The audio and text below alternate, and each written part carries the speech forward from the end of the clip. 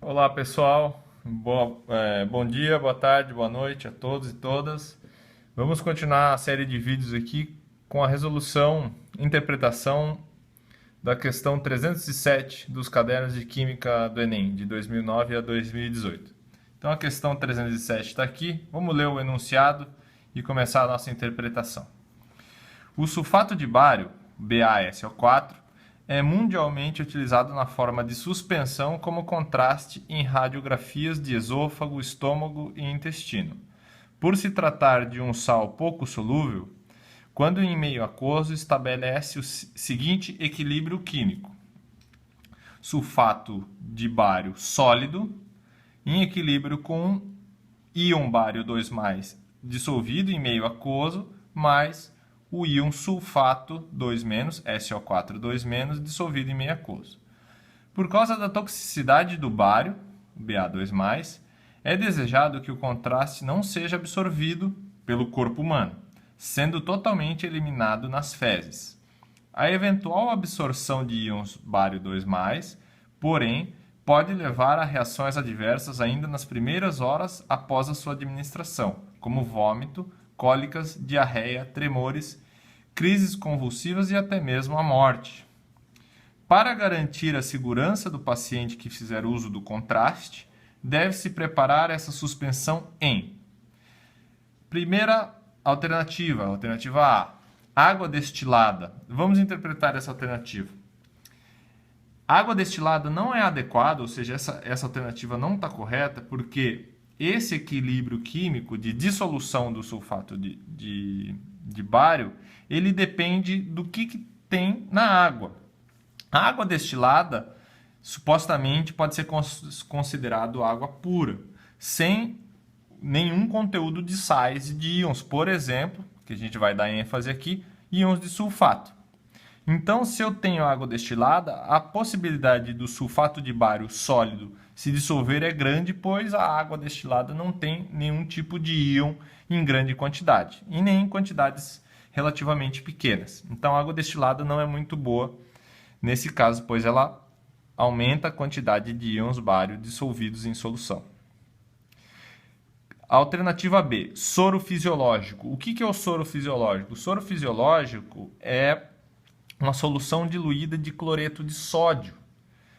O cloreto de sódio ele não vai causar um efeito desejado, pois o cloreto de sódio não tem íons do tipo sulfato, que poderiam inibir a dissolução do sulfato de bário sólido. Então, o soro fisiológico também não surte um efeito interessante. A alternativa está errada.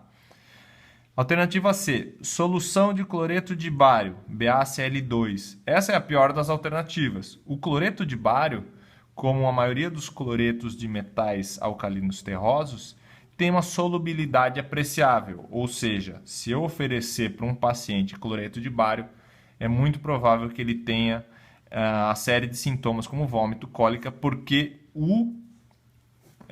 vamos colocar aqui assim, o cloreto de bário é solúvel, ou seja, vamos desenhar aqui, ó, BaCl2,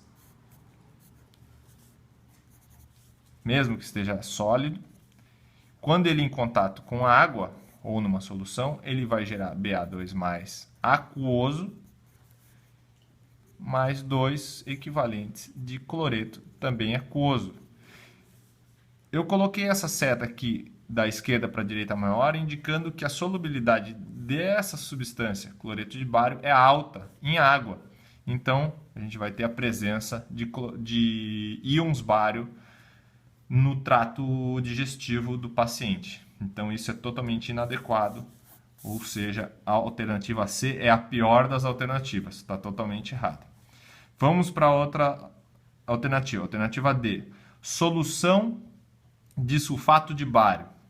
Veja bem, uma solução de sulfato de bário é basicamente isso que a gente tem aqui. Sulfato aquoso mais bário aquoso. E a gente sabe que o bário aquoso, pelo enunciado, a gente sabe que o bário aquoso dissolvido não pode ser absorvido. E se ele está dissolvido, ele vai ser absorvido no trato digestivo. Em síntese, sem muito rodeios, a alternativa D também está errada. A última alternativa é o que nos resta e com certeza é o que é mais interessante. Alternativa E, Solução de sulfato de potássio. A solução de sulfato de potássio é a mais interessante para acompanhar a administração de sulfato de bário em suspensão. Por quê? Vamos colocar aqui. A gente tem o K2SO4, que é o sulfato de potássio.